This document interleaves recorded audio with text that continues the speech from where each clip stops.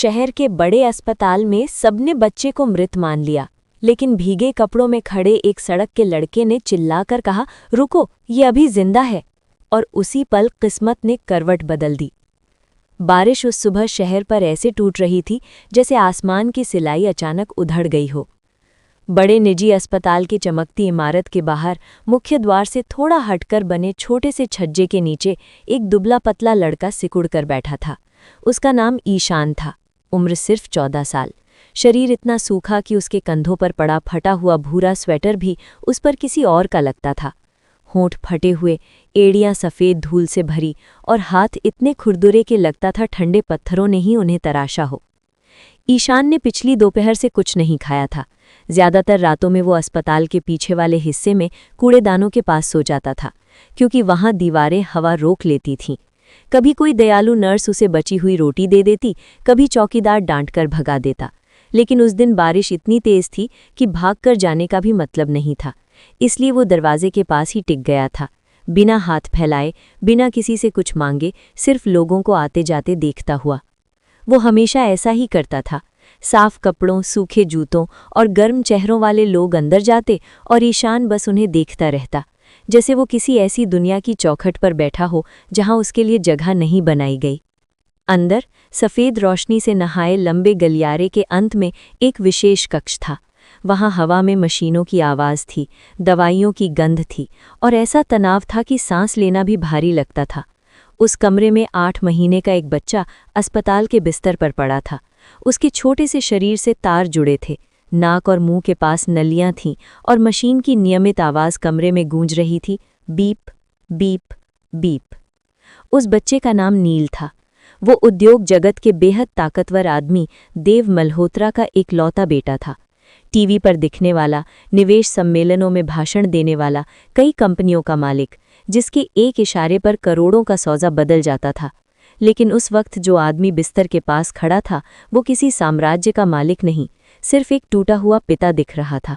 उसका महंगा सूट सिकुड़ा हुआ था, दाढ़ी उगाई थी, आंखें लाल थीं और उसकी उंगलियां अपने छोटे बेटे की हथेली को ऐसे पकड़े थीं जैसे छोड़ते ही वो पूरी दुनिया से खाली हो जाएगा। 3 महीने पहले उसकी पत्नी अनिका की मृत्यु प्रसव के बाद हुई थी। नील ही उसका आखिरी निशान था, उसकी आखिरी धड़कन का बचा हुआ हिस्सा। डॉक्टर बिस्तर के चारों ओर खड़े मॉनिटर को लंबे समय तक देखते रहे। फिर मुख्य चिकित्सक ने धीरे से दस्ताने उतारे। उसके चेहरे पर वो दया थी जो हार मान चुके लोगों के चेहरे पर आ जाती है। उसने देव की तरफ देखा और बहुत धीमे स्वर में कहा, मुझे अफसोस है। कमरे में समय जैसे टूट गया। देव घुटनों के बल नीचे बैठ गया। उसके मुंह से निकली आवाज़ चीख भी नहीं थी, सिसकी भी नहीं, बस ऐसी फटी हुई कराहत थी जो किसी आदमी के भीतर की सारी ताकत एक पल में निकाल देती है। एक नर्स मशीनें बंद करने के लिए आगे बढ़ी। उसने अपनी उंगलियां स्विच की तरफ बढ़ाईं। उसी समय कमरे का दरवाज़ा हल्के से खुला। किसी ने ध्यान नहीं दिया। ईशान अंदर घुस आया था। वो बस बारिश से बचने के लिए सूखी जगह तलाशते तलाशते गलियारे में चला आया था। किसी ने उसे देखा नहीं, क्योंकि सबकी नज़रें बच्चे पर थीं। वो दरवाजे के पास ही थम गया। उसके भीगे बाल माथे से चिपके थे और ठंड से कांपते हुए भी उसकी आंखें उस बिस्तर पर टिक गईं।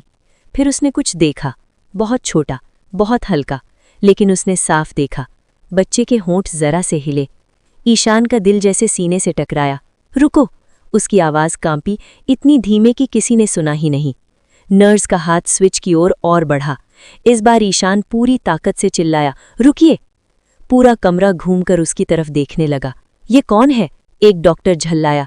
इसे बाहर निकालो, दूसरे ने कहा। लेकिन ईशान की आंखें अब भी बच्चे से नहीं हटी थीं। बच्चा मरा नहीं है, उसने हांफते हुए कहा। मैंने उसके होंठ हिलते देखे हैं। एक थका हुआ डॉक्टर कड़वाहट से हंस पड़ा। तुझे कुछ नहीं पता। नहीं, ईशान की आवाज़ इस बार और तेज थी। वो सांस लेना चाहता है। नर्स ने भौहें सिकोड़ ली। सुरक्षाकर्मी उसकी तरफ बढ़े। लेकिन तभी अचानक ईशान दौड़ पड़ा, इतना तेज कि किसी को समझने का समय नहीं मिला।